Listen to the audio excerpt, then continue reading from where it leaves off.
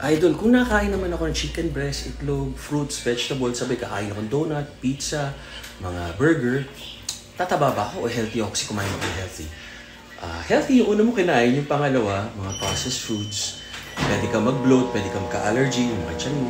And at the same time, sobra sa calories, so nag-gain ka ng weight. Yun lang yung totoo. Actually, pag sobra yung kinain mo ng fruits, vegetables, tsaka chicken breast, may tendency pa rin na mag-gain ka ng weight kasi calorie surplus. To lose weight, calorie deficit. So, kahit tayo, fast food, pero naka-deficit papaya tayo. Ang pinagkaiba lang, hindi quality, hindi muscles ang may iwan. Loose skin, tas medyo malambot tignan yung katawan natin, hindi tayo athletic, hindi tayo healthy.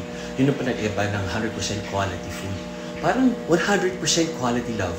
Pag love ka ng asawa mo, iba talaga, di ba? Di ba, love? Tama kayo? I'm not your doctor.